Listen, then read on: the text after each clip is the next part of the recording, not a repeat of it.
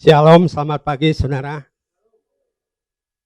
Seberapapun kita yang hadir, saudara dan saya adalah orang-orang yang siap untuk diberkati Tuhan. Amin.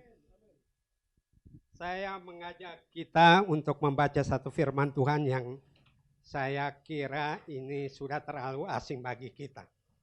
Tapi ada pemahaman-pemahaman baru yang perlu kita dalami bersama dari firman Tuhan ini, yaitu dari Mazmur 90. Ayat 1 sampai dengan ayat yang ke-17 akan dibacakan untuk kita seluruhnya.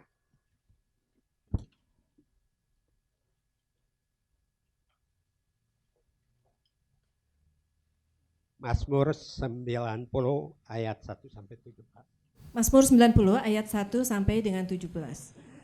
Doa Musa, abdi Allah. Tuhan, Engkaulah tempat perteduhan kami turun-temurun. Sebelum gunung-gunung dilahirkan dan bumi dan dunia diperanakan, bahkan dari selama-lamanya sampai selama-lamanya Engkaulah Allah.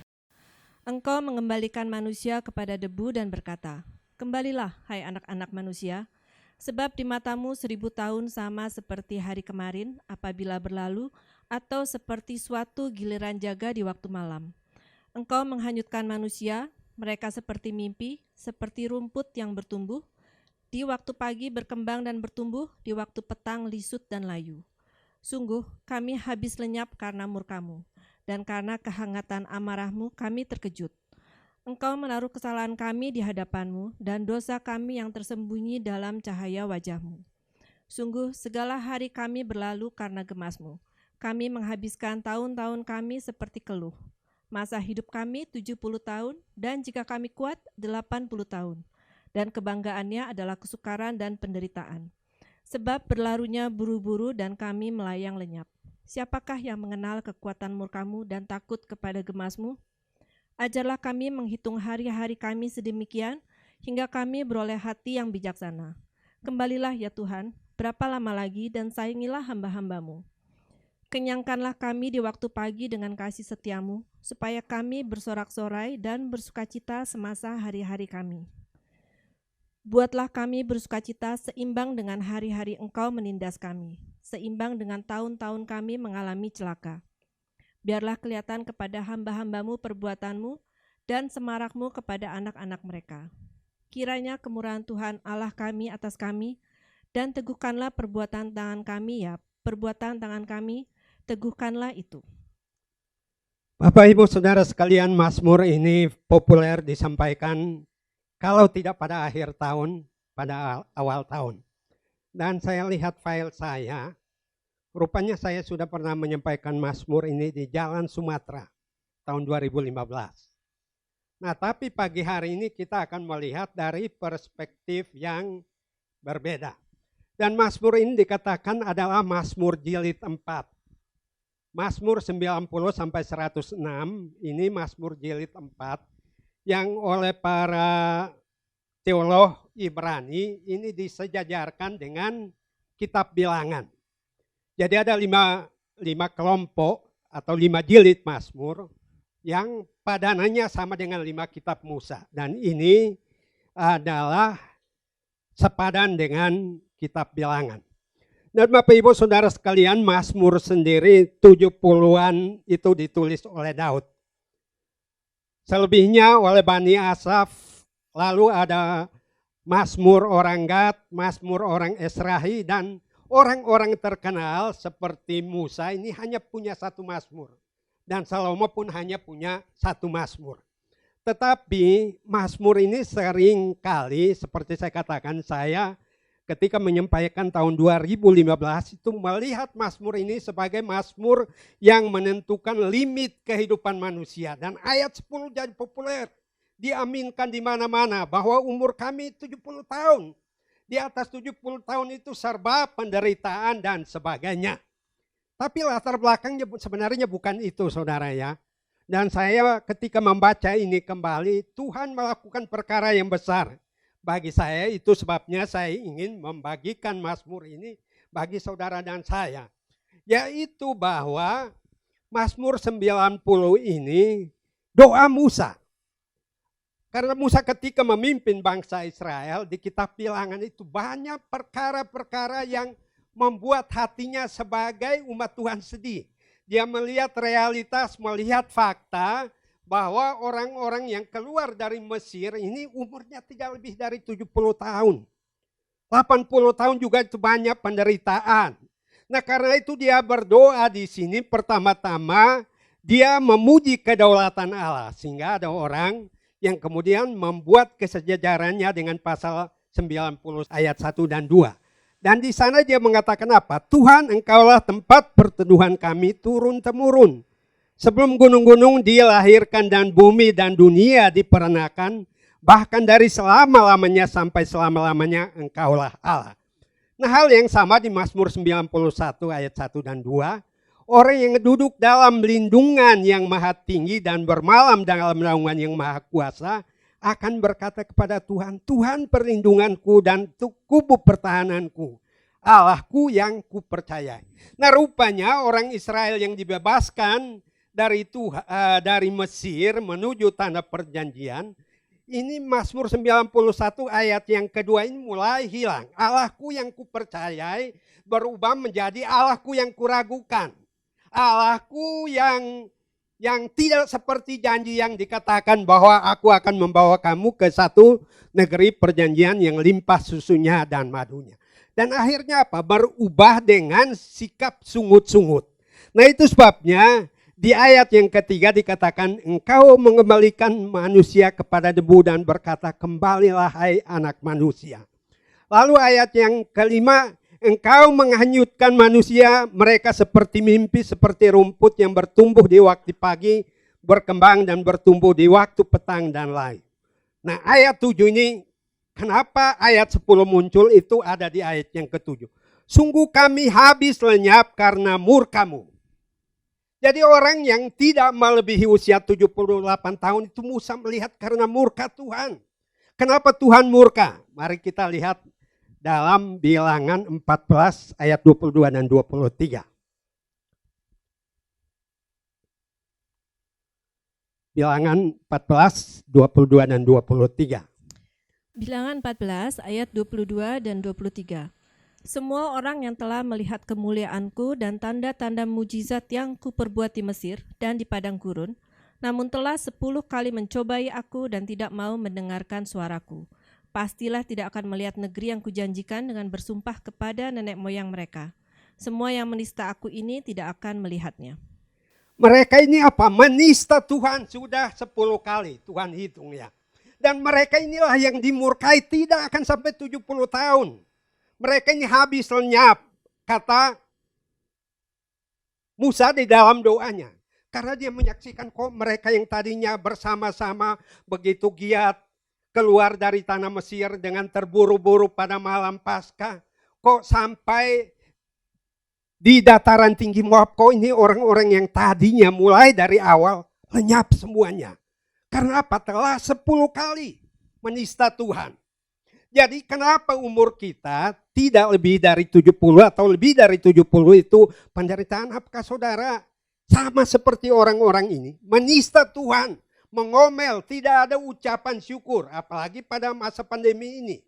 Banyak orang cenderung menyalahkan Tuhan. Kok ini Tuhan mengizinkan ini terjadi sehingga seluruh dunia berada di dalam kesukaran. Jadi mereka yang 10 kali mencobai Tuhan tidak akan panjang umurnya. Lalu mereka yang 20 tahun ke atas, ayat 29 Bu, masih Bilangan 14. Bilangan 14 ayat 29. Di padang gurun ini bangkai-bangkaimu akan berhantaran, yakni semua orang di antara kamu yang dicatat, semua tanpa terkecuali yang berumur 20 tahun ke atas, karena kamu telah bersungut-sungut kepadaku. Mereka 20 tahun ke atas ini bersungut-sungut dan mayat mereka bergelimpangan di padang gurun. Mana mungkin mereka mencapai 70 tahun. Dan ini membuat Musa sebagai pemimpin ini berdoa kepada Tuhan. Tuhan, kok umur kami 70 tahun. Paling-paling ada yang 80 tahun kok menderita banget. Nah kenapa demikian? Karena mereka bersungut-sungut. Sungguh kami habis lenyap karena murka-Mu dan karena kehangatan amarah-Mu kami terkejut. Ayat 8, Engkau menaruh kesalahan kami di hadapan-Mu dan dosa kami yang tersembunyi dalam cahaya-Mu, wajah-Mu. Jadi umat ini berdosa, bersungut-sungut, ada yang tadi 10 kali, yang 20 tahun ke atas ini juga semua sudah mengomel, bersungut-sungut, tidak mengucap syukur kepada Tuhan, sehingga hari-hari mereka berlalu dengan sangat cepat. Lalu ayat yang ke-9, sungguh segala hari kami berlalu karena gemas-Mu. Tuhan gemas. Lihat orang Israel yang mujizat demi mujizat. Mereka menyaksikan kok tidak meminta supaya Tuhan melakukan perbuatan yang baik, tapi terus menerus menista Tuhan. Ya, Tuhan gemas, saudara ya. Kok ini kasih umur panjang, pasti mereka salah gunakan ini umur. Udahlah, berhenti di 70 tahun. Bahkan yang 20 tahun ini, nah kita bisa bayangkan bahwa orang-orang yang masuk tanah perjanjian nanti yang 40 tahun ke atas loh. Yang umurnya paling tidak 40 tahun. Tidak ada yang lebih muda karena yang 20 tahun pada mati semua. Kecuali mereka yang lahir ya, yang lahir di padang gurun dalam perjalanan. Tapi yang dari Mesir itu tidak ada yang masuk kecuali Kaleb dan Yosua. Dan nanti kita lihat di sini. Jadi di antara ayat 1 sampai ayat yang ke-9 muncullah ayat yang ke-10. Masa hidup kami 70 tahun dan jika kami kuat 80 tahun. Dan kebanggaannya adalah kesukaran dan penderitaan. Sebab berlalunya buru-buru dan kami melayang lenyap. Dan ini yang saya katakan. Ini teologi pesimistis. Orang mengaminkan ini bahwa umur kami paling 70 tahun. Bahkan ada yang mengatakan di atas 70 tahun itu bonus. Nah ayat 10 terjadi kalau sikap hidup kita kayak ayat 7, 8, 9. Kita membuat Tuhan gemas. Kita hidup dalam dosa. Pak Andre sudah singgung minggu yang lalu. Kita tidak bersyukur tapi yang ada bersungut-sungut terus menerus. 70 tahun habis.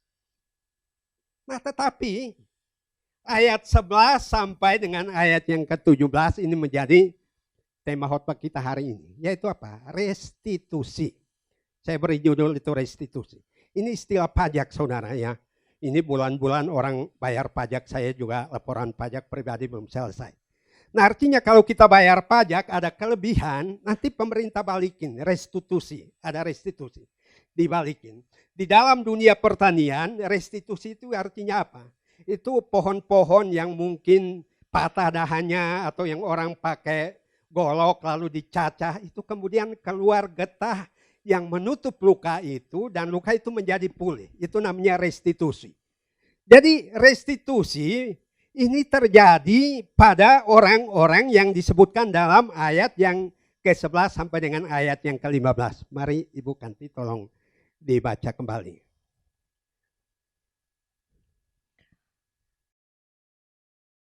Mazmur 90 11 sampai 15. ayat 11 sampai 15. Siapakah yang mengenal kekuatan murka-Mu dan takut kepada gemas-Mu? Ajarlah kami menghitung hari-hari kami sedemikian hingga kami beroleh hati yang bijaksana. Kembalilah ya Tuhan, berapa lama lagi? Dan sayangilah hamba-hamba-Mu. Kenyangkanlah kami di waktu pagi dengan kasih setia-Mu, supaya kami bersorak-sorai dan bersukacita semasa hari-hari kami. Buatlah kami bersukacita seimbang dengan hari-hari Engkau menindas kami, seimbang dengan tahun-tahun kami mengalami celaka. Restitusi artinya apa? Pemulihan, ganti rugi. Tapi kalau kita pakai ganti rugi, apakah Tuhan rugi karena kita? Tuhan tidak pernah rugi kalau saudara meninggalkan Dia. Kalau saudara tidak setia, Tuhan tidak pernah rugi. Kita yang rugi. Tapi justru Tuhan ingin mengganti kerugian kita. Sehingga ayat 11 mengatakan, siapakah yang mengenal kekuatan murka-Mu dan takut kepada gemas-Mu? Jadi Musa melihat mereka yang menyebabkan Tuhan gemas dan mati di usia yang masih sangat muda, 20 tahun ke atas, bahkan mereka yang 10 kali tadi menista Tuhan. Ini kemudian Musa belajar supaya saya tidak sama dengan mereka. Supaya saya tidak seperti orang-orang ini yang mati binasa, yang mengklaim ayat 10, 70 tahun aja. Kalau 70 tahun, saya dengan Pak Andre waktu kami tidak lama lagi melayani Tuhan kan. Kalau itu kita klaim. Tapi saya katakan saudara ya, minggu yang lalu ketika saya membaca kembali Mazmur ini, saya mendapat inspirasi baru dan saya klaim. 2 hari kemudian Tuhan melakukan perkara besar. Perkara besar. Dan itu saya mau bagikan bagi saudara. Dan Mazmur setiap kali dari bacaan Alkitab saya, itu harus ada satu pasal Mazmur saya baca. Karena ini apa? Menjadi kitab liturginya orang Israel. Kita beribadah secara pribadi dengan membaca Mazmur. Kita mendalami itu sudah berkali-kali. Saya baca Mazmur. Tetapi selalu ada apa? Berkat baru. Siapakah yang mengenal kekuatan murkamu? Orang yang mengenal kekuatan murka Tuhan, muncullah ayat 12. Ajarlah kami menghitung hari-hari kami sedemikian hingga kami beroleh apa? Hati yang bijaksana. Orang yang gak mau mati di usia 70 tahun harus punya hati yang bijaksana. Harus punya hati yang takut akan Tuhan, tidak bersungut-sungut, tidak menyalahkan Tuhan. Karena banyak yang justru apa? Tidak bijaksana, mereka dapat tulah. Mari Ibu Kanti Mazmur 106 ayat 15 sampai 18. Nah, kita lihat di sana ya. Ini orang-orang tidak bijaksana banget. Mazmur 106 ayat yang ke-15 sampai 18. Mazmur 106 ayat 15 sampai 18. Diberikannya kepada mereka apa yang mereka minta dan didatangkannya penyakit paru-paru di antara mereka. Mereka cemburu kepada Musa di perkemahan dan kepada Harun orang kudus Tuhan. Bumi terbuka dan menelan Datan, menutupi kumpulan Abiram. Api menyala di kalangan mereka, nyala api menghanguskan orang-orang fasik itu. Nah, kenapa ayat ini muncul? Karena orang-orang ini tidak bijaksana. Korah itu golongan pemuji. Bani Kehat, Bani Korah itu nanti kemudian mereka adalah golongan pemuji. Tapi kritik Musa, menyalahkan Musa atas apa yang Tuhan percayakan kepada Musa. Mereka cemburu, iri hati. Lalu Bilangan 14 mencatat bahwa pada hari itu Korah, Datan, dan Abiram bersama 250 orang itu ditelan bumi. Keesokan harinya orang banyak itu bukannya takut terhadap peristiwa yang mereka saksikan, tetapi mereka menyalahkan Musa dan Harun lagi. Kamu menyebabkan bangsa ini mati. Lalu apa yang terjadi? 14.700 keesokan harinya mati. Ketika Harun menjalankan ukupannya. Mati 14.700. Berarti ditambah 250 golongan Datan dan Abiram ini. Berarti apa? 19.000 sekian mati. Nah, karena apa? Tidak bijaksana. Saudara, kalau keberatan dengan pelayan, keberatan dengan firman boleh. Ada orang yang cenderung juga untuk kalau bisa kritik itu malaikatnya. Kritik malaikat ini kenapa firman Tuhan begini atau kenapa Tuhan kasih ini. Orang yang punya hati bijaksana. Kita punya bijaksana mengatur hari-hari kita. Apakah kita menghabiskannya dengan percuma atau menghabiskannya dengan hidup di hadapan Tuhan dengan cara yang benar. Apakah kita bijaksana menggunakan apa income kita? Apakah kita bijaksana menggunakan pekerjaan yang Tuhan berikan bagi kita? Apakah kita bijaksana menggunakan segala fasilitas yang Tuhan berikan bagi kita? Banyak orang yang tidak bijaksana. Nah, karena itu apa? Akhirnya ayat 10 lagi diaminkan. Diaminkan ya. Ayat 13, kembalilah ya Tuhan berapa lama lagi dan sayangilah hamba-hambamu. Musa bilang sayangi hambamu ini. Jangan saya seperti Korah, Datan, dan Abiram. Jangan saya seperti orang-orang yang 10 kali mencobai engkau. Jangan saya seperti orang-orang yang 20 tahun ke atas yang bersungut-sungut dan engkau menewaskan mereka di padang gurun. Sayangilah hambamu. Doa Musa ini, sayangilah hambamu. Dan kalau kita ingin dipulihkan oleh Tuhan, kenapa kita tidak mencurahkan isi hati kita di hadapan Tuhan? Sayangilah hambamu. Jangan buat aku sama seperti orang lain. Jangan orang yang takut karena corona, aku pun mengalami takut yang sama. Pandemi global tidak bisa kita hindari. Nah, tapi sayangilah hambamu.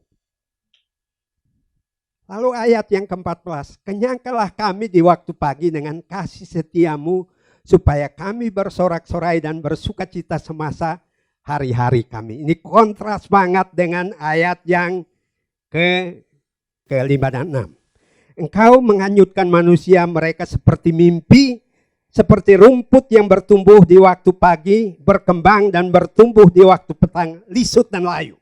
Ini orang yang tidak mengenal Tuhan. Sama-sama bertumbuh pada waktu pagi, berkembang. Tapi sore hari lisut dan layu. Tapi ayat 14 apa? Kenyangkanlah kami di waktu pagi. Wah, luar biasa.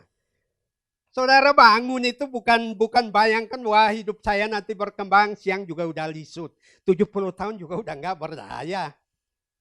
Orang yang hatinya bijaksana pagi-pagi dikenyangkan dengan kasih setia Tuhan.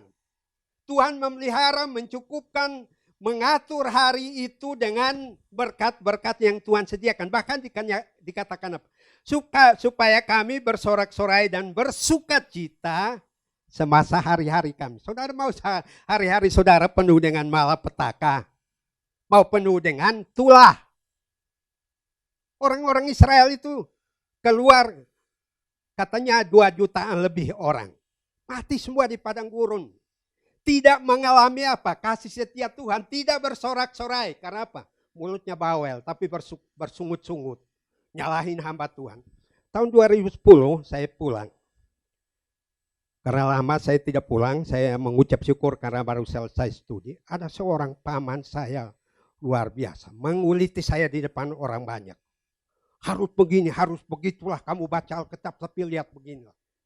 Karena paman saya nggak bisa melawan, tapi saya berdoa, Tuhan engkau dengar kata-kata nista yang dibuatnya kepada keponakannya ini. Setahun kemudian saya di Bandung, meninggal paman itu. Saya kaget, kok kenapa meninggal? Saya tanya sakitnya apa? Selama ini nggak ada sakit apa-apa. Tiba-tiba gagal ginjal, mati saudaranya.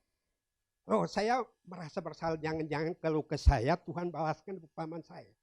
Tapi saya merasakan itu bahwa Tuhan membela kita saudara ya.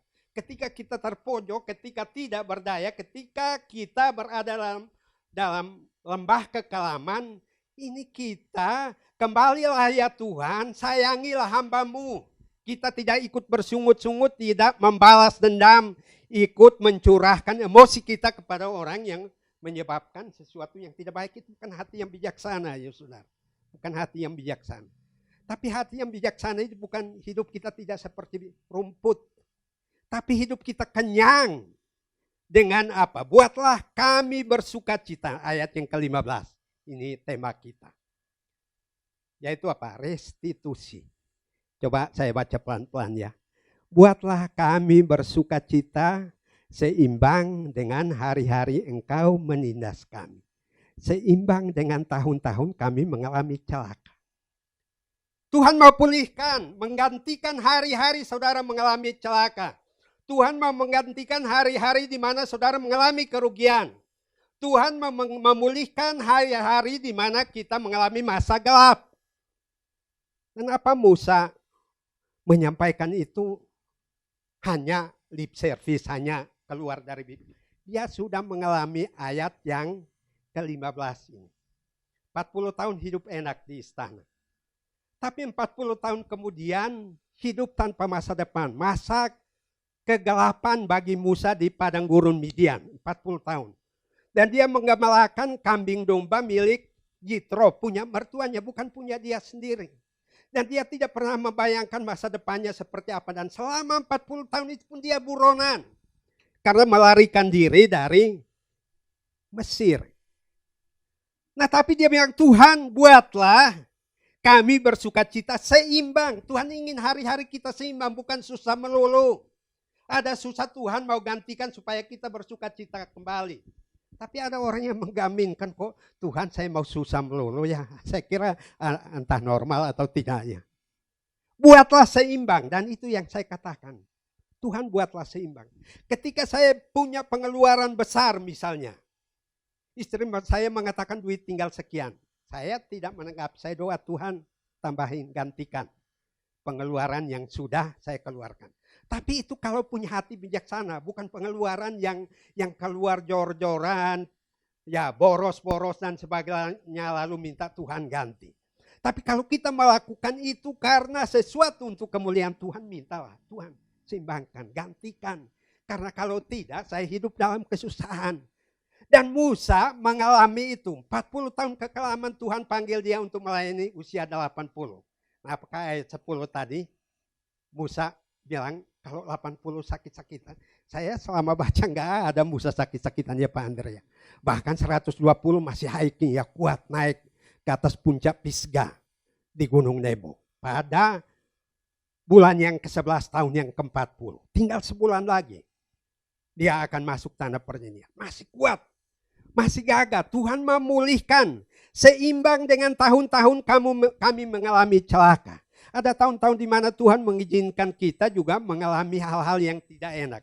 Usaha kita, bisnis kita mungkin mengalami kerugian. Atau masa pandemi ini pekerjaan kita kurang baik sehingga mungkin penghasilan kita kurang, pengeluaran kita banyak. Kenapa tidak minta?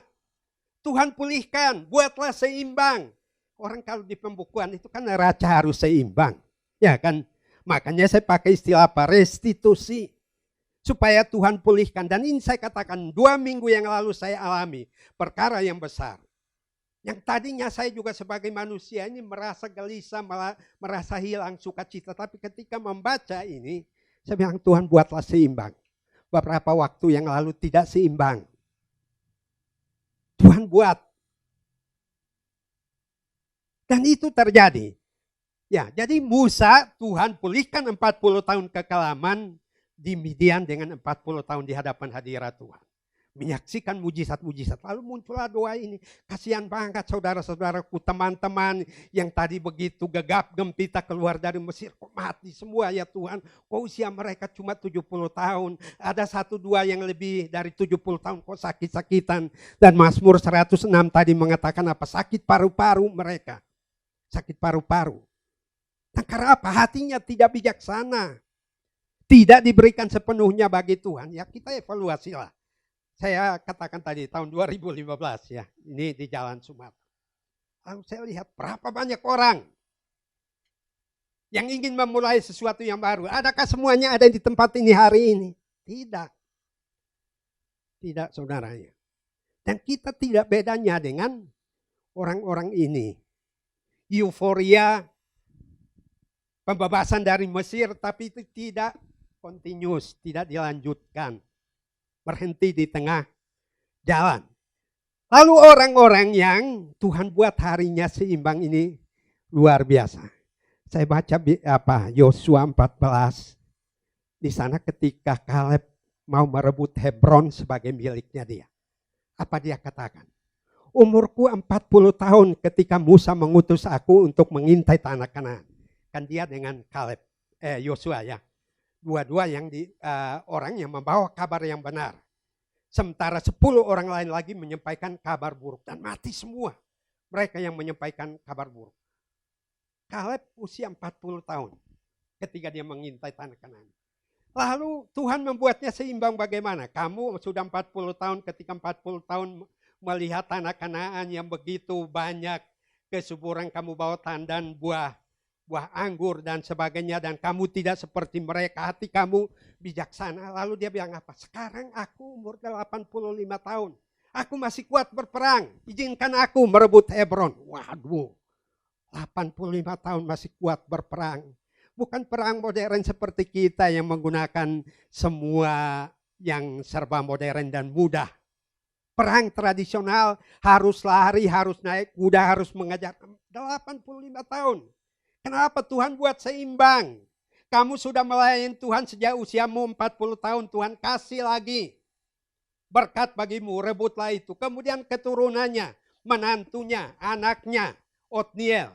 Itu jadi hakim 40 tahun juga. Nah, karena apa? Orang ini bijaksana. Tidak ikut-ikutan. Nah saudara, kalau orang lain bosan dengan pelayan, bosan dengan gereja, bosan dengan firman Tuhan, kok orangnya itu lagi Pak Andre, Pak Domingus, nanti Pak Junius, apalagi Pak Domingus nggak tampan itu ngapain kamu dengarin? Ya kan begitu ya saudara ya. Nah, tapi firman Tuhan mengingatkan kita di sini bahwa Tuhan membuat hari-harinya seimbang. Kaleb dan Yosua yang berjuang mati-matian ini Tuhan memberikan Hebron. Hebron itu kota Daud ya saudara. Dikasihkan. Tapi bukan pada usia muda. Kalau Kaleb tadi mengklaim usia saya 70 tahun, 80 sakit-sakitan, sekarang 85. Aduh Hebron bagaimana ya? Pesimis ya saudara. Pesimis. Tapi orang yang hatinya bijaksana, yang mengatakan kembalilah ya Tuhan, sayangilah kami, kenyangkanlah kami di waktu pagi. Tuhan akan membuat itu. Ada orang yang minta diberkati, Tuhan juga merasa bersalah ya. Kalau saya diberkati, jangan-jangan kata tetangga begini, tetangga gak percaya Tuhan, biarin aja dia iri hati. Tapi saya mau bersuka cita karena Tuhan. Tapi sukacita itu dilandasi dengan apa? Hikmat, kebijaksanaan yang Tuhan berikan. Nah bagaimana dengan Yosua? Saudara baca di kitab Yosua pasal yang terakhir umurnya berapa? 110 tahun. Apakah berlaku ayat 10? Hidup kami cuma 70 tahun. Itu karena Musa hatinya sedih melihat orang-orang yang mayatnya bergelimpangan di padang gurun karena hati yang tidak bijaksana. 110 tahun. Dan di akhir hidupnya dia klaim apa? Pilihlah pada hari ini kepada siapa kamu beribadah. Tapi aku dan seisi rumahku, kami akan menyembah kepada Allah. Ini orang yang punya hati yang bijaksana. Hati yang bijaksana. Jadi restitusi itu kita butuhkan dalam hidup. Buatlah hari-hari kami seimbang. Ya. Kalau boleh jujur ya tanya aja Pak Andri, apakah pernah punya hari-hari gelap dalam hidupnya? Saya banyak. Tapi saya berdoa dan Tuhan betul-betul buatnya seimbang. Saya tidak mengatakan buatlah hari-hari saya seperti Korah, Datan dan Abiram. Tuhan diangkat itu orang-orang yang gak bijaksana. Padahal itu apa? Pelayan-pelayan yang disiapkan untuk masa depan. Datan itu keturunan Ruben, anak sulungnya Yakub. Kok gak menjadi contoh yang baik? Lalu Tuhan memulihkan mereka, melenyapkan mereka semua. Buatlah kami seimbang. Nah seimbangnya bagaimana ya saudara ya? Nah mari kita lihat Yoel pasal 2. Tuhan tidak semata-mata menghukum kita, tapi membuat hari-hari kita seimbang. Yoel 2 ayat 23 sampai 27. Yoel 2 ayat 23 sampai 27. Hai Bani Sion, bersorak-soraklah dan bersukacitalah karena Tuhan Allahmu. Sebab telah diberikannya kepadamu hujan pada awal musim dengan adilnya, dan diturunkannya kepadamu hujan pada awal dan hujan pada akhir musim seperti dahulu. Tempat-tempat pengirikan menjadi penuh dengan gandum, dan tempat pemerasan kelimpahan anggur dan minyak. Aku akan memulihkan kepadamu tahun-tahun yang hasilnya dimakan habis oleh belalang pindahan, belalang pelompat, belalang pelahap, dan belalang pengerip. Tentaraku yang besar yang kukirim ke antara kamu. Maka kamu akan makan banyak-banyak dan menjadi kenyang, dan kamu akan memuji-muji nama Tuhan Allahmu, yang telah memperlakukan kamu dengan ajaib, dan umatku tidak akan menjadi malu lagi untuk selama-lamanya. Sampai situ bukan. Makasih. Judul perikop ini apa? Janji Tuhan kepada bangsa yang bertobat. Kalau saudara punya hati yang bijaksana, menyerahkan hidup kita pada pimpinan dan kehendak Tuhan, ayat ini pun terjadi. Tapi yang biasanya terjadi orang klaim Pentakosta aja ya di ayat-ayat berikutnya. Tapi di sini jelas ya. Hai Bani Sion, bersorak-soraklah dan bersukacitalah karena Allahmu. Sebab telah diberikannya kepadamu hujan pada awal musim dengan adilnya. Dan diturunkannya kepadamu hujan pada awal dan hujan pada akhir musim seperti dahulu. Tempat pengirikan menjadi penuh dengan gandum. Nah sekarang ini banyak yang sulit. Wah, kita butuh sembako, butuh ini, itu bahkan sumbangan dari pemerintah itu orang berebutan. Kenapa? Karena orang kekurangan. Tapi kita juga yang pernah mengalami kekurangan yaitu tadi. Buatlah kami seimbang Tuhan, jangan kekurangan melulu. Mahasiswa saya kadang-kadang tanya, Pak, bagaimana saya dulu hidup susah. Oh kan sekarang Bapak kok hidupnya enggak susah. Ya kalau kamu ikut Tuhan, Tuhan buat seimbang lah. Ya, tapi kalau kamu udah susah, Model Datan dan Abiram lagi. Ngomel melulu, ucapan syukur kurang. Nah, bagaimana Tuhan mau memenuhinya, melimpahkannya dengan apa? Dengan ayat yang ke-24. Tempat-tempat pengirikan akan menjadi penuh dengan gandum. Dan tempat pemerahan kelimpahan anggur dan minyak. Saya bilang, waduh, di masa pandemi ini ternyata Tuhan, saya mengalami kelimpahan ya. Giliran mau habis sudah datang lagi. Saya bilang ini berkat yang lama belum habis, sudah datang yang baru. Karena saya mengadukan masalahnya kepada Tuhan. Saya tidak membuat semacam surat miskin lalu ajukan ke Departemen Sosial supaya dapat bantuan. Saya ajukan ke Tuhan. Tuhan, kalau Tuhan gak nolong saya, beras habis, duit habis. Apalagi sekarang, banyak PHK, banyak pemotongan gaji, banyak rasionalisasi dan sebagainya. Kepada siapa kita mengadu? Buatlah kami, hari-hari kami seimbang Tuhan. Tempat-tempat pengerikan menjadi penuh. Lalu ayat 25, aku akan memulihkan kepadamu tahun-tahun yang hasilnya dimakan habis oleh apa? Belalang pindahan, belalang pelompat. Pengeluaran yang kita tidak tahu. Sakit penyakit yang tidak terduga. Hal-hal di luar kendali kita yang tiba-tiba datang menggerogoti hari-hari kita sehingga tidak seimbang lagi. Nah, tapi kita yang bijaksana ini minta kepada Tuhan supaya Tuhan melakukan pemulihan. Tuhan menghalau belalang, pelahap, belalang pengerip. Maka kamu akan makan banyak-banyak dan menjadi kenyang. Wah, ada orang yang makan tapi tidak kenyang ya. Saya ada yang bilang pada minggu diet aja malam hari. Saya bilang bisa, tapi saya udah coba kalau saya diet malam hari nggak bisa tidur. Karena rasanya kok lapar terus ya. Nah ini berarti makan tetapi tidak kenyang. Tidur tidak nyenyak, tidak terlelap. Karena tidak full. Nah supaya Tuhan menghalau belalang pindahan, belalang pelompat. Nah ini tolong Bu Kanti, ayat ini enggak enak ya. Saya mohon maaf kalau nanti ada yang merasakan nyindir. Enggak, saya tidak bermaksud seperti itu. Maliak ketiga 10 sampai 12.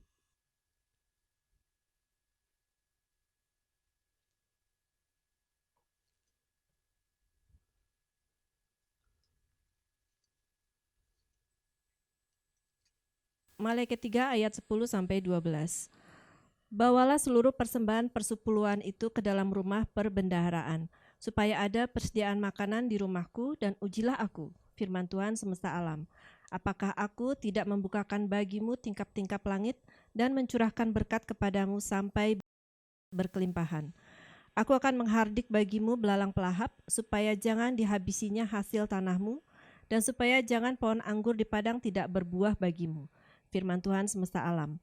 Maka segala bangsa akan menyebut kamu berbahagia, sebab kamu ini akan menjadi negeri kesukaan, firman Tuhan semesta alam. Firman Tuhan datang kepada Yoel mengatakan bahwa aku akan menghalau belalang pelompat, belalang pengerip dan sebagainya yang menghabiskan apa yang ada pada kita. Itu yang mana? Nah dijelaskan karena perikop di Maliak ini, apa kamu menipu aku, kata Tuhan. Mengenai apa Tuhan kami menipu engkau? Perpuluhan. Nah, persepuluhannya. Wah itu gereja datang katanya pendetanya mata duitan khotbahnya itu soal persepuluhan melulu. Saudara rugi kalau saudara tidak bijaksana menanggapi ayat itu. Dan pernah saya katakan, kalau kita memberi persepuluhan Tuhan tahu penghasilan kita. Saya memberi 100.000 Tuhan tahu gaji saya 1 juta. Cukup atau enggak? Kalau tidak cukup Tuhan buka itu tingkap-tingkap langit. Supaya mencurahkan berkat agar menjadi cukup. Dan pengeluaran yang tidak perlu belalang pelahap, belalang pengerik tadi dihalau oleh Tuhan. Ada seseorang yang kami doakan sedang dalam pemulihan. Usahanya yang tadinya bikin truk untuk tambang pasir. Tiba-tiba dibawa kabur semua sama pegawainya. Truk-truknya sama ini. Nggak ada setoran. Lalu pendetanya bicara kepada saya, Pak, itu nggak ada yang melindungi dia. Kenapa? Nggak mau Pak ngasih perpuluhan. Dia bilang enak benar itu pendeta, gereja kaya ini. Kalau saudara hitung-hitungan, curiga hamba Tuhan, curiga gereja, belalang pengerip datang makin banyak. Habis itu semua tanaman kita. Karena apa? Bukan menipu gereja, kamu menipu aku, kata Tuhan. Mengenai apa? Mengenai persepuluhan. Kamu tidak bawa ke rumahku. Nah sebaliknya orang yang berani memberi, apalagi masa sulit ini ya. Kau mau ngasih dari mana? Harian aja nggak ada. Gak tentu, ya pasang surut, bagaimana kami bisa memberi persepuluhan, itu masalah kesetiaan, bukan jumlah yang Tuhan minta. Berapa yang kita terima, berapa yang mau kita berikan supaya Tuhan membukakan tingkap langit. Yang saudara nyumbat itu tingkap langit dengan uang yang saudara tidak mau serahkan pada Tuhan. Ya saya katakan mohon maaf ya, saya tidak berniat untuk menyinggung siapapun, tapi ini firman Tuhan. Saya berkewajiban untuk menyampaikannya kepada kita karena ini rahasia. Tuhan malah berandai-andai di sini, ya, supaya ada persediaan makan di rumahku dan ujilah aku, firman Tuhan semesta alam. Apakah aku tidak membukakan bagimu tingkap-tingkap langit dan mencurahkan berkatmu kepadamu sampai berkelimpahan, bukan pas-pasan, sampai berkelimpahan. Dan kalau saudara setia dalam hal ini, klaim Mazmur 90 ayat 15 tadi. Buatlah seimbang Tuhan. Makanya saya katakan, saya kadang-kadang pengeluaran saya nggak masuk akal. Nggak masuk akal. Nah tapi kalau semua itu dilakukan untuk kemuliaan Tuhan, saya bisa klaim juga, Tuhan gantiin dong. Rekening saya habis Tuhan. Masukin. Karena Tuhan yang punya langit dan bumi. Dia bisa mencurahkan hujan awal, hujan akhir. Membukakan tingkap-tingkap langit. Dan saudara berkelimpahan. Ada orang yang iman ala kadarnya. Lumayan aja.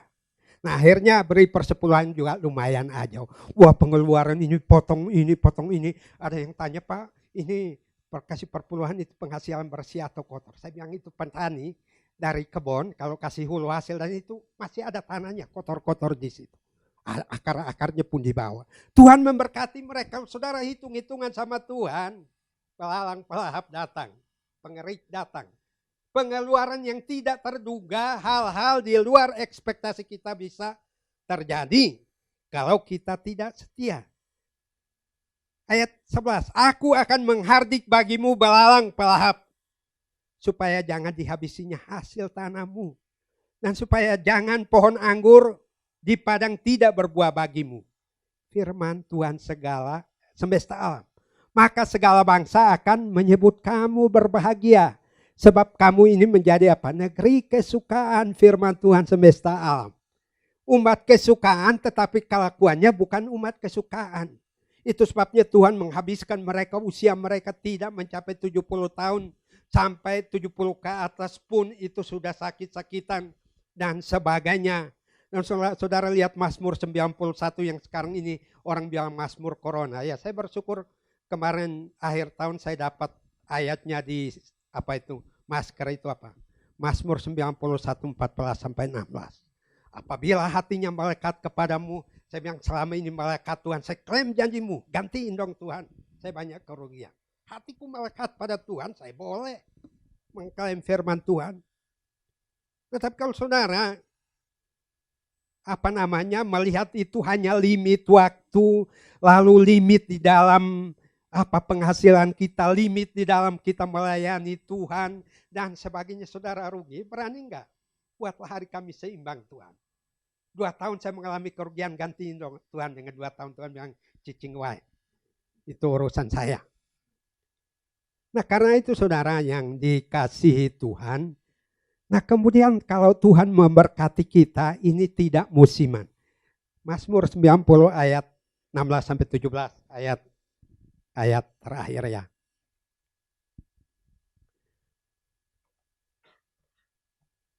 Mazmur 90 ayat 16 dan 17. Biarlah kelihatan kepada hamba-hambamu perbuatanmu dan semarakmu kepada anak-anak mereka. Kiranya kemurahan Tuhan Allah kami atas kami, dan teguhkanlah perbuatan tangan kami. Ya, perbuatan tangan kami, teguhkanlah itu. Biarlah kelihatan kepada hamba-hambamu perbuatanmu. Tuhan ingin memberkati kita, ingin membuat hidup kita seimbang, ingin menggantikan hari-hari di mana kita celaka dengan hari-hari di mana kita mengalami berkat. Agar apa? Kelihatan. Orang lain memuliakan Tuhan. Orang lain memuji Tuhan. Tapi tadi ya, lihat hamba Tuhan susah ya, jangan kayak Datan dan Abiram tadi. Saya katakan bahwa saya alami. Paman saya meninggal dunia setahun setelah dia mencela saya. Tahun kemudian istrinya menyusul, nggak sakit apa-apa. Pada waktu saya datang istrinya bilang doakan, ini sepupumu, ini kuliah kedokteran akan begini-begini. Kok suami istri 2 tahun berturut-turut. Sepupu-sepupu saya hidup sendirian sekarang. Karena apa? Dia merasa dia orang tua, dia punya hak untuk mengata-ngatai saya, dia lupa bahwa saya ini hamba Tuhan. Paman si paman, tapi tetap saya menangis di hadapan Tuhan. Tuhan dengarkan kata-katanya. Mendorong saya untuk berbuat dosa atas nama adat. Saya katakan tidak. Kenapa yang terjadi? Tuhan membela saya. Biarlah kelihatan kepada hambamu perbuatanmu dan semarakmu kepada anak-anak mereka. Tidak berhenti pada satu generasi. Kalau Bapak Ibu wariskan iman, itu mereka akan punya harta yang tidak akan pernah habis. Sekarang ini mana-mana gugat-menggugat ke orang tua, menggugat anak-anak, menggugat orang tua hanya karena harta dan ini semua rame-rame ke pengadilan. Nah kenapa? Karena mereka tidak punya hati yang bijaksana, tidak takut akan Tuhan. Lalu terjadilah itu. Dan ayat 17, restitusi ini artinya apa? Tuhan membuat kita mapan. Ayat 17 ya. Kiranya kemurahan Tuhan Allah kami atas kami. Dan teguhkanlah perbuatan tangan kami. Ya, perbuatan tangan kami teguhkanlah. Tuhan mantapkan buat pekerjaan kita, penghasilan kita yang barangkali dalam mata kita tidak seberapa itu teguh, mantap, tidak fluktuatif, tidak naik turun, tidak up and down, tidak kadang-kadang ada, kadang-kadang tidak. Saya ajari tukang kebun kami di kampus, itu mereka bersungut-sungut. Itu ada tukang yang bekerja harian, gajinya lebih besar dari kami. Kami sudah bertahun-tahun, ini gajinya kok dibedahkan. Lalu karena pekerjaan sudah habis, di stop. Tukang yang tadinya gajinya besar. Sudah 2 bulan tidak bekerja, saya tanya ke mereka. Pada kemana? Oh gawe katanya, gak ada kerjaan. Nah saya bilangkan, dulu kamu bandingkan kamu dengan mereka. Kamu gaji jalan terus, mereka berhenti loh. Kalau ada proyek pasti dapat kerjaan lah, kalau gak ada kumaha. Perbuatan tangan kami teguhkan. Apa yang Tuhan percayakan bagi kita, mari kita bersyukur. Kalau kurang Tuhan, engkau buka tingkap-tingkap langit. Kalau kurang Tuhan buatlah seimbang. Sekarang tidak seimbang antara pemasukan dan pengeluaran. Buatlah itu. Kenapa kita takut? Karena hati kita tidak bijaksana. Bahwa segalanya harus kita cari ke hadirat Tuhan. Kenyangkanlah kami di waktu pagi dengan sukacitamu. Jangan lihat ini rumput-rumput yang layu. Saya juga tar lagi layu. Sekarang udah 60 tahun, 70 udah layu, udah gak bisa apa-apa lah. Pesimistis. Fatalistik. Nah karena itu saudaraku yang dikasihi Tuhan, Tuhan dapat memulihkan keadaan kita bertahun-tahun hanya dengan 1 hari. Makanya tadi di ayat yang keempat, sebab di matamu 1000 tahun sama seperti 1 hari, sama seperti hari kemarin.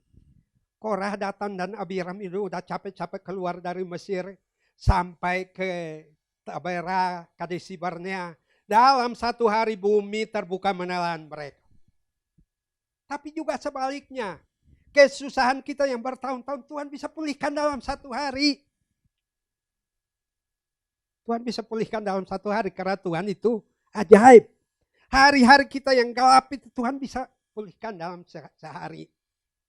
Tapi hari kita yang kita anggap bahagia tidak butuh Tuhan, dalam 1 hari pun Tuhan bisa lenyapkan dan tidak ada bekas-bekasnya. Ya buat hari-hari kita bijaksana yang tadi. Ajarlah kami menghitung hari-hari kami sedemikian sehingga kami beroleh hati yang bijaksana. Buatlah kami bersukacita seimbang dengan hari-hari Engkau menindas kami. Dan saya katakan 2 minggu yang lalu Tuhan melakukan perkara yang ajaib. Apa yang menjadi keluh kesah istri saya sengaja gak bicara langsung, saya WA. Lihat. Supaya apa? Dia lihat bahwa orang yang berharap Tuhan ini beda nih. Saya WA loh, padahal saya bisa pulang ke rumah, cerita begini-gini, ini kamu baca ini surat. Wah, dibilang ajaib ya. Ya ajaib lah. Karena apa? Saya berdiri atas firman. Saya berani klaim firman. Saya nggak mau hidup saya celaka melulu. Hidup saya susah melulu. Hidup saya diliputi oleh ketakutan, oleh paranoid, oleh ini dan itu. Tuhan buat seimbang. Kita sudah setahun lebih dalam situasi corona. Apa Tuhan buat seimbang nggak? 1 hari sama dengan 1000 tahun, 1000 tahun sama dengan 1 hari. Tuhan yang berkuasa atas waktu. Atas segala peristiwa yang terjadi di dalamnya. Jadi sekali lagi jangan kita melihat Mazmur 90 ini hanya Mazmur berbicara akhir hidup. Masa tua, masa penuh kesusahan. Masa ini coba seimbang Tuhan. Kalau hari tua Tuhan buat seimbang juga, buatlah kami bersukacita. Seimbang dengan hari-hari yang ini. Saya kira masa kelam itu dialami oleh siapa aja. Daud juga mengalami masa kelam, dikejar-kejar Saul sekian tahun lamanya. Kerajaannya dipulihkan juga oleh Tuhan jadi raja 40 tahun, 70 tahun di kota Hebron yang direbut oleh Kaleb tadi di usia 85 tahun. Ya. Ini menjadi kotanya Daud 7 tahun memerintah di situ. 33 tahun memerintah di Yerusalem. Kenapa? Tuhan membuatnya seimbang. Neraca hidup kita seimbang. Neraca belanja kita seimbang. Ya kan? Karena itu apa? Bijaksana. Bijaksana sekali lagi. Bawa perpuluhan. Jangan ragu-ragu. Entah saudara mungkin jengkel dengan Pak Andrea atau dengan saya. Enggak apa-apa. Tapi jangan menipu Tuhan. Ya. Jangan menipu Tuhan supaya belalang pelahap pengerip itu dihalau sama Tuhan. Tuhan mau memulihkan kita tapi kita banyak persyaratan kepada Tuhan. Tuhan bilang ya memangnya kamu siapa? Datan dan Abiram itu kepala puak yang merasa hebat udah diperingatkan. Jangan kamu mencobai Tuhan. Tetap aja. Pendukungnya pun tidak sedikit. 14.700 itu juga lenyap. Nah, karena apa? Tuhan mau menegakkan, mau memulihkan keadaan Musa yang 40 tahun hilang di Midian ini. Dia berada di hadapan hadirat Tuhan. Beda dengan berada di hadapan Yitro. Dan itu kambing domba. Sekarang bukan kambing domba biasa, umatnya Tuhan. Tapi Musa berdoa ini, aduh umat saya tuntut. Tuhan izinkan saya tuntut dari Mesir, kok mati semua ya Tuhan ya. Ini yang umur 20 tahun juga ini enggak bakalan masuk lagi, kasihan amat.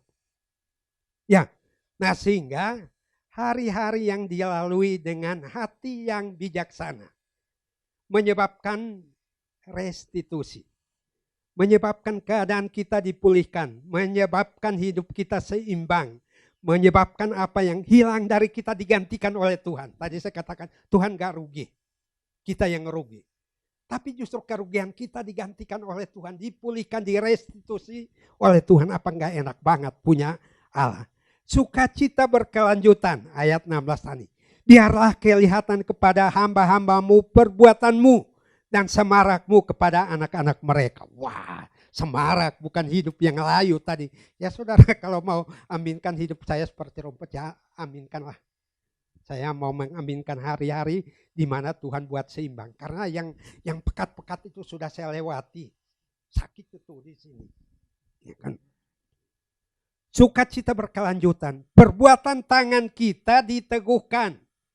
Pekerjaan kita, gaji kita, usaha kita, sekecil apapun Tuhan mantapkan. Jangan naik turun, up and down. Tapi mantapkan Tuhan. Supaya orang-orang lihat bahwa itu orang bersandar pada Allah. Pasang surut kehidupan itu tidak dapat dihindari. Nah, tapi Tuhan akan membuatnya seimbang jikalau kita punya hati yang bijaksana. Jadi jangan saudara pikirkan 78 tahun, aduh udah tua ditawari pelayan, ya udah orang lain aja lah. Saya mah udah menuju ke endingnya. Kalau aminkan terjadilah padamu menurut perkataan. Amin. Saudara mau hidup seimbang atau mau lebih banyak susahnya? Coba klaim bahwa corona ini entah sampai kapan. Yakinlah bahwa Tuhan akan membuat seimbang setelah ini. Asal di masa sulit ini seimbang. Jangan tahan persepuluhan, jangan tahan diri. Tidak mau berdoa, tidak mau membaca firman lagi. Tapi baca koran ini, saya ada kawan yang setia banget. Pagi sore kirim ini perkembangan corona ini. Berapa mati, berapa terpapar. Saya lama-lama, aduh kok ini kok gak ada sumber lain. Saya hapus aja, gak saya baca lagi. Ya saudara ya. Buatlah seimbang. Kita tidak bisa menghindar, tapi Tuhan bisa menyeimbangkannya. Penghasilan kita, duit kita, gaji kita, dan sebagainya. Amin saudara. Tuhan dimuliakan. Bapa di dalam surga, Bapa yang sungguh nyata mengasihi kami semua. Hari demi hari Engkau sertai kami, Engkau peliharakan kami. Sehingga Engkau juga mendidik kami, membimbing kami. Sehingga kami memiliki hati yang bijaksana seperti yang firman Tuhan sampaikan. Sekarang Bapa, kami semakin mengerti betapa luar biasa kasih sayang pemeliharaan Allah kepada kami masing-masing. Asalkan kami mau sungguh-sungguh hidup di dalam terang firman Tuhan dan dipimpin oleh Roh Kudus Tuhan. Berkati Bapak Pendeta Dr. Domingus Naat yang sudah menyampaikan firman Tuhan pada kami. Tuhan, limpahkanlah kasih karunia kemurahan-Mu atas Pak Domingus bersama dengan keluarga. Di dalam kehidupan sehari-hari, di dalam pelayanan, di dalam tugas sebagai dosen, di dalam semua sisi kehidupannya. Tuhan Bapa dalam surga, dan biarlah firman Tuhan yang sudah disampaikan boleh benar-benar termeterai di dalam hati kami masing-masing. Dan biarlah firman Tuhan terus berbicara kepada kami, mengingatkan kepada kami, menguatkan kami. Membuat kami mempunyai fokus yang benar di dalam kehidupan ini. Khususnya Tuhan, ketika kami masih harus menjalani masa pandemi. Bapa dalam surga, kami serahkan diri kami masing-masing. Tuhan, lindungi kami dari virus corona. Jangan biarkan Tuhan, seorang pun dari kami yang terkena COVID-19. Tuhan, lindungi kami dengan kuasa darah Tuhan Yesus. Kami percaya Tuhan, Engkau tidak akan membiarkan kami menderita dan sengsara. Jika waktunya kelak kemudian hari, kami harus kembali kepadamu ya Allah. Kami akan kembali, tapi sakit penyakit bukan bagian kami. Terima kasih Bapa dalam surga. Inilah persembahan yang sudah disampaikan oleh jemaat-Mu. Mereka menyampaikan persembahan ini karena mereka menyatakan diri menyembah kepada Tuhan. Persembahan ini bukan sumbangan bagi gereja, bukan sumbangan bagi Allah, tapi persembahan ini adalah penyembahan dalam wujud harta benda yang kami persembahkan untuk kemuliaan Allah, untuk semua kegiatan di gereja ini, untuk segala hal yang dibutuhkan di sini. Tuhan berkati semua orang yang sudah memberikan persembahan.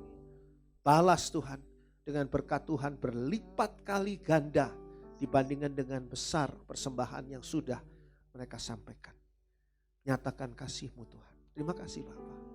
Bapa dalam surga, kami berdoa juga untuk jemaat Tuhan yang saat ini sedang mengikuti live streaming. Ataupun mereka yang mengikuti melalui rekaman yang diputar melalui YouTube channel. Tuhan berkati mereka. Mereka yang beribadah di rumah, Tuhan tetap sertai, Tuhan tetap jagai, Tuhan tetap lindungi. Tuhan pimpin kehidupan mereka. Bapa dalam surga, kami serahkan akan bangsa dan negara kami Indonesia. Menghadapi berbagai macam hal, berbagai macam masalah yang ada akibat dari bencana alam, akibat dari virus corona yang semakin luar biasa, akibat dari hal-hal yang lain Tuhan. Hal-hal politik, hal-hal yang bersifat kriminal, semuanya kami serahkan ke dalam tangan Tuhan. Tolong agar pemerintah dari pusat sampai ke daerah, Tuhan yang terus mengiringi dengan kuasa Tuhan, sehingga mampu mengatasi semua masalah yang harus dihadapi. Tuhan, bukakanlah pintu penginjilan terus semakin lebar di antara bangsa kami Indonesia. Jadikan kami, utuslah kami masing-masing untuk boleh mengabarkan berita baik, kabar baik, berita Injil kepada siapapun juga di sekeliling kami. Dan membawa jiwa-jiwa untuk datang kepada Tuhan, agar mereka diselamatkan sebagaimana kami diselamatkan. Kami serahkan Tuhan Indonesia ke dalam tangan Tuhan. Biarlah virus corona tidak bisa menghentikan gerakan penginjilan di Indonesia dan tidak bisa menghentikan akan pertumbuhan rohani jemaat Tuhan di gereja-gereja. Tuhan, terima kasih untuk kasih kemurahan Tuhan. Sekarang kami mau buka hati kami. Tuhan, curahkanlah berkat. Dicurahkan berkat yang datangnya dari Allah, di dalam kasih dan kemurahan Tuhan Yesus Kristus, dan di dalam persekutuan Allah Roh Kudus yang senantiasa menyertai kita dari saat ini sampai ketika Tuhan Yesus sendiri datang untuk membawa kita masuk ke dalam surganya yang mulia. Di dalam kuasa nama Tuhan Yesus Kristus, terpujilah nama Allah. Haleluya. Amin.